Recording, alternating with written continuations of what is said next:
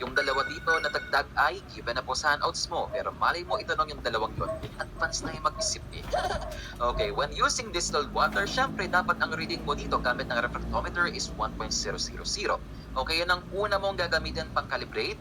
Then pwede mo nang isunod yung iba. Okay, for example, we have 3% sodium chloride 1.015 plus or minus 0.001, 5% sodium chloride 1.022 plus or minus 0.001, 7% sodium chloride is 1.035 plus or minus 0.001, at ang 9% sucrose naman is 1.034 plus or minus 0.001. Okay? Mali mo itanong din yung dalawa, yung tatlong naka-highlight dito, alam mo na kung bakit sila highlighted. Okay, tapos na ako magsalita. Alam mo ba, meron pa ditong isang question. Ito po yun. What is the specific gravity of triple distilled water? A. 1.003, B. 3.000, C. 1.000, or D. 1.010? Ay, ang dali naman yan. Tubig lang yan. Distilled water lang yan. So, ang sagot dyan ay 1. Eh, nabasa mo ulit yung tanong. Nakalagay, triple distilled water. Ay, hala. Nakalagay triple. Ano ba yung triple? Tatlo. So kung tatlo, tas yung water is 1, i-multiply pa yon sa 3. 1.000 times 3 is 3.000. Kaya ang sagot ko rito, sir, na nagbagong isip ko, that's letter B, 3.000. Kung ang sagot mo ay 3, meron ka rin sa aking kutos na 3. Mali po yun. Bakit? Ano po ba yung triple distilled water? Ang triple distilled water po ay tubig lang or distilled water na nag-undergo ng triple distillation process. Pag ang tubig dinistill, nilinis, finilter, paglabas, ano siya? Tubig pa din, beshi. Hindi po yan magiging vinegar. Yan po ay tubig pa rin po. Kahit 1,000 times distilled water pa yan, paglabas yan, filtered water po yan, distilled water, still water pa rin po yan. So, anong sagot dito? 1.000. So, ano ang advice? Anong lesson? Do not overthink. Isa ka dyan, beshi. Overthinker tayo, beshi. Bibigyan kita ng problema. Mukha ka kasi walang problema. Ang problema mo lang ay ang board exams. Meron tayo ditong sample problem. Dalawa. I-apply na natin dito yung natutunan mo kanina. Okay. First problem here is we use urinometer. Ang reading mo dyan is 1.025. Ang urine temperature is 26 degrees Celsius. Calibration temp is 20 degrees Celsius. Ang tanong is, what is the corrected specific gravity reading? Okay, step by step tayo, my friend. Step number 1, i-subtract mo itong urine temperature sa calibration temp. Okay, ganito yon. 26 degrees Celsius, yun yung urine temp. Minus mo sa 20 degrees Celsius calibration temp. Get the difference at 6 degrees Celsius. Yun ang step 1. Step number 2, itong nakuha mong sagot na 6 degrees Celsius ay i-divide mo sa 3 degrees Celsius. Sir, saan nagmula yung 3 degrees Celsius na yan? Diba, for every 3 degrees Celsius, nagko-correct tayo, tama. So, divide mo lang yan sa 3. Lalabas ito na ngayon ay 2. Wala na po yung unit na degrees Celsius, okay? Step number 3. Itong nakuha mong sagot na ito, na 2, ay i-multiply mo sa 0.001. Sir, saan nagmula yung 0.001? Diba, for every 3 degrees Celsius, mag-a-add or subtract ka ng 0.001. Tama? Since ang nakuha mo rito ay 2, therefore, multiply mo sa 2. Yan ay 0.002 na. Ito na ang gagamitin natin to correct the specific gravity reading. Okay, ang initial reading natin here is 1.025. Anong gagawin natin doon sa 0.002 na yon? I-add ba ito or iso-subtract doon sa ating initial reading? Add or subtract? Oops, the answer here is add. Bakit? Kasi ang ihi 26, calibration temp is 20, ang ihi mas mainit pa sa calibration temp, above calibration temp. Para tandaan dyan ay kapag above, add. Okay? 1.025 plus 0.002, that is 1.027. That is now our corrected specific gravity reading, 1.027. So, anong ginawa lang natin? Sinubtract, sunod, dinivide, in-multiply, tapos yung panghuli, depende. Inadd kasi above calibration temp siya. Ganito palagi ang pagkakasunod-sunod. Yung first 3, ganyan lagi ang sequence. Sir, may tanong po ko, paano pag hindi eksakto ang nakuha mong sagot? What do you mean? For example, ang ihi ay 25 degrees Celsius, tapos calibration time is 20 degrees Celsius, o 25 minus 20 is 5 degrees Celsius. Kapag dinivide mo ang 5 doon sa 3, hindi ito yan. 1.67 ang makukuha mo. O sir, paano pag may decimal? 1.67. Anong gagawin natin? Simple lang. round it off. Kung 1.67, make it 2. Kung 1.33, make it 1. Kung 1.5 yan, make it 2. Basta dapat maalam kang mag-round off, ha? Tapos na tayo sa ating first problem. Punta na tayo sa ating second problem. This time we use refractometer. Ang reading is the same pa rin, 1.025, but this time may glucose, may protein sa specimen mo. Tapos ang temperature is 37 degrees Celsius. Ang tanong, what is the corrected specific gravity reading? First things first, are we going to correct for temperature here? Refractometer ang ginamit?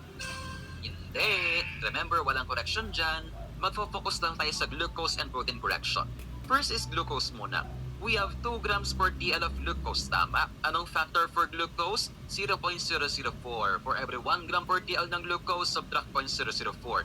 Since 2 grams yun, therefore times 2. That becomes 0.008, tama? We also have 2 grams per DL ng protein. Anong factor for protein? It's 0.003. For every 1 gram per DL ng protein, subtract 0.003, tama? Since 2 grams yung given, therefore times 2 mo yan. That becomes 0.006. Okay. Ano next step natin? We will combine these two. 0.008 plus 0.006, that is 0.014. Ito na ang gagamitin natin to correct for the specific gravity reading. Ang initial reading natin here is 1.025.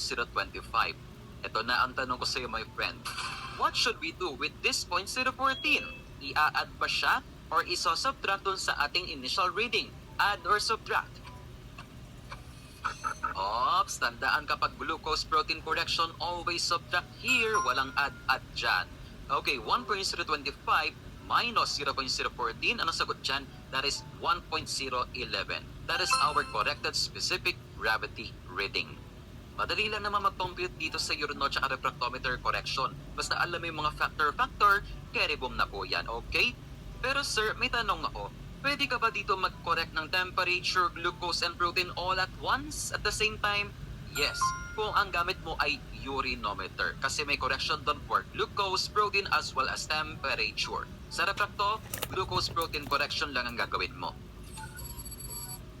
Punta na tayo sa next page, please. We have another computation here, but this one is super duper easy. Ito yon, SG dilution. Okay, meron tayong sample problem here. Urine specimen diluted 1:4 has a reading of 1.014. What is the actual specific gravity reading?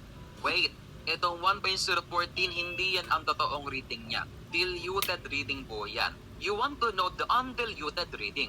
Paano? O ito na yung sagot o nasa handouts mo rin yung formula.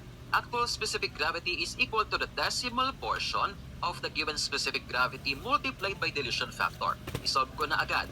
Okay, actual SG is equal to decimal portion of specific gravity. Ano po yun? Ang given specific grav is 1.014. Ano po yung decimal portion dyan? Ito yun, 0, 1, 4. Remove the whole number 1 and make it 0.014. Ito yung decimal portion, tama? Multiplied by dilution factor. Ano yon? Ito yung reciprocal ng dilution mo. Kung 1:4 ang dilution, ang factor is 4.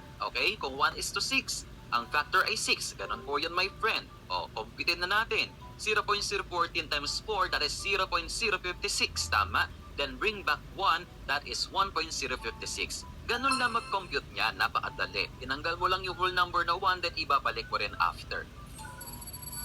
Sir, bakit kailangan tanggalin yung whole number na 1 tas ibabalik din naman pala? Paano kung wag na lang tanggalin? Sige, pupong tanggalin to. Gawin mong 1.014 pa rin as is. Times mo sa 4, 4.056 yun. Meron bang ganong urine SG na 4.056? Wala. Kaya kailangan tanggalin yung whole number na 1 tas ibabalik din after computin. Alright, pumunta na tayo sa pinakapuso ng ating parameter and that is the reagent strip for specific gravity. Unang tandaan dito is the reading time, that is 45 seconds. Okay, 45 seconds. Lahat ng principle dito ay isusulat mo sa handouts mo. Okay, ang haba po ng principle ng specific gravity. Okay, ano yung mga keywords natin dito? Pag nabasa mo itong mga keywords na to, dapat lumabas ang bumbilya sa utak mo. Ganun. Okay, ano yung mga words natin dito? We have the pKa, dissociation constant, polyelectrolyte. Okay, yun po yung keywords natin. Ang polyelectrolyte, ito yung nagdidetect ng mga ions sa urine. Sodium, potassium, chloride, ions po yun. Tama? Kapag nakadetect ng ions itong polyelectrolyte na to, this polyelectrolyte will release hydrogen ions. Okay? In proportion to the number of ions sa urine. Meaning, kung maraming ions na detect ang polyelectrolyte na ito, the more na marami siyang mailalabas na hydrogen ions. At the more na marami siyang mailabas na hydrogen ions, what will happen? Yung pH natin dito becomes acidic, at kapag acidic ang pH, the indicator turns yellow. Kapag yellow na po yung color ng pad, ibig sabihin nun, mataas ng specific gravity niyan. Dami ko sinabi, paikliin natin to. May shortcut version yung sinabi ko. Kapag kakaunti lang ang number ng ions sa urine, mababa ang specific gravity. At pag maraming ions sa urine, mataas ang specific gravity. Yun na po yun. Uy, tinanong din dati, ano daw yung specific gravity range that can be detected by the reagent strip or yung kanyang sensitivity? Ano ang lowest reading sa strip? It's 1.000. Ano po yung highest reading sa strip? It's 1.030. 1.030 lang ha. Huwag malilito. Ang 1.003 to 1.035, yun po ang normal urine specific gravity using random specimen. Ihi po yun. Punta tayo sa reagents. Check your notes. Ang haba ng reagents. Sabayan mo ko kung kaya mo. Una, poly, methyl vinyl ether malic anhydride brom time blue. Mahaba. Yung isa, mas mahaba. Ethylene glycol diamino ethyl ether tetraacetic acid brom time blue. Ang haba naman ng reagents, sir. Paano ko po matatandaan yan? Okay, may palatandaan tayo dito. Tandaan mo ang reagents per specific gravity ay mahaba ang umpisa at may brom thymol blue sa dulo parehas. O, di ba? Kaya na yun, no? Mahaba yung umpisa, tas may brom thymol blue sa dulo parehas. Kahit hindi mo kabisado yung mahabang yon na reagent, basta mahaba yun sa paningin mo, kahit blurred na sa paningin mo, kahit naduduling ka na, basta malinaw sa paningin mo, ang dulo ay brom thymol blue, that is for specific gravity. Or kung matalino ka, kabisaduhin mo. Ulitin natin. Polymethyl vinyl ether malic anhydride brom thymol blue. Yung isa naman, babagalan ko ethylene glycol diamino ethyl ether tetraacetic acid brom thymol blue. Basta brom thymol blue, yan ay for specific gravity. Kaya pa, Beshi? Nag-uumpisa pala tayong Beshi, pero ba't parang pagod na Beshi? Kaya mo yan, laban lang, pagsubok lang to. Okay, bigyan lang kita ng konting information. Kanina pa ako, sir, overloaded dito. Okay, yung mahabang reagent sa umpisa, yung polymethyl vinyl ether malic anhydride ethylene glycol diamino ethyl ether tetraacetic acid, haba.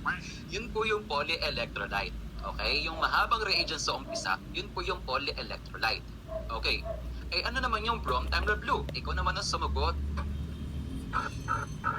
Siyempre, indicator, pampakulay. Kapag walang indicator, edi hindi mo makikita yung pagbabago ng color ng pad. Okay? So, yun ang purpose ng brom thymol blue. Okay, dagdag information din. Wala pong correction for glucose, protein, temperature ang reagent strip. Magko-correct ka lang po dito kapag ang pH is alkaline due to some interferences. Yung pang-apat dito ay dadaanan ko lang. We have the harmonic oscillation densitometry. Keywords tayo, my friend. Harmonic from the word harmony. Diba? May kadalaman sa music. Sound wave. Okay. The higher the sound wave frequency, the higher the specific gravity. Ganun po, parang ganun. Pero obsolete na tong test na to. Okay? For your information. Ang example ng instrument dito na gumagamit ng ganyang principle is si Yellow Iris. Tinanong dati, ano to yung acronym na IRIS? IRIS stands for International Remote Imaging System. Noong board exam ko naman, 2012, tinanong naman kung ilang ml ng urine ang required or kailangan ng Yellow Iris instrument. Okay, hindi ko makita yung eksaktong answer, pero meron akong nakitang kalapit na sagot, which is si Iris Mass Gravitymeter na gumagamit din ng harmonic oscillation densitometry. 2 ml ang sagot doon. Okay, 2 ml na urine ang kailangan ng Yellow Iris as well as Iris Mass Gravitymeter. Now we are done with the specific gravity. Okay, second parameter na tayo, and that is pH. There are two uses for pH here. The first one here is to identify crystals. Pwede mo itong gamitin pang differentiate ng urates at saka phosphates, ganon. And second is to determine ang satisfactory specimens. Remember, ang normal pH range ay hanggang 8 lang. Okay, kapag umabot ito ng 9, it means luma na yung ihi, marami ng bacteria, marami ng ammonia dyan, therefore that requires repeat testing already. Okay? Using random sample, ang normal pH range is around 4.5 to 8.0 and this will depend on what you eat.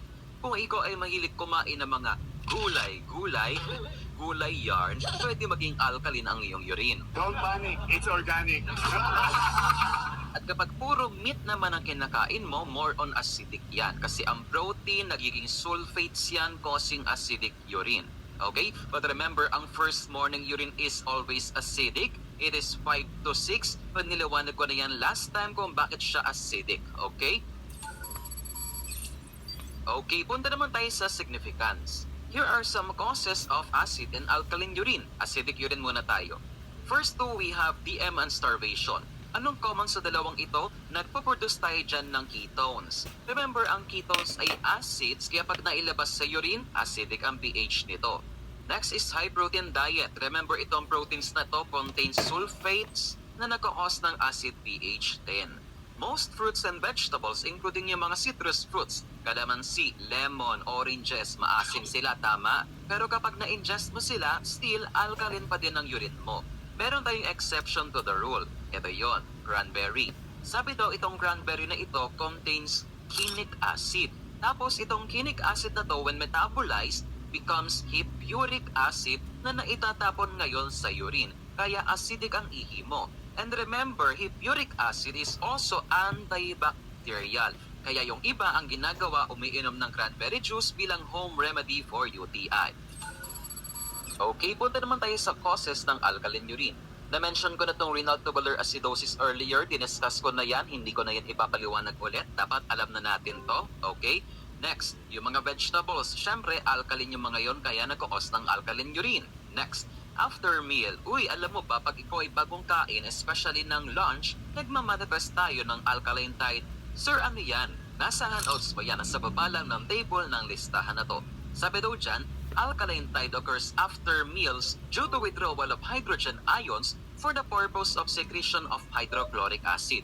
Simplihan natin. Let's have a recap first. Bakit nga ba ulit acidic ang ihi? Anong ions ang na-excrete natin doon? Hydrogen ions, tama? Ngayon, pag bagong kain tayo, yung hydrogen ions na yan, nagpupunta sa stomach natin para mag-produce tayo ng hydrochloric acid. May hydrogen yun, tama? So, nasa stomach natin yung hydrogen, wala sa urine, kaya ang ihi mo ay alkaline pag bagong kain ka. Inagalog ko lang po yung definition ng alkaline tide sa handouts mo. Next is vomiting. Siyempre, naglulus ka ng acid dyan, nagkakaroon ka ng metabolic alkalosis, kaya alkaline ang urine. And last old specimen, that's very obvious na. Punta naman tayo sa ating reagent strip for pH. First thing to remember here is the reading time, 6 to 7.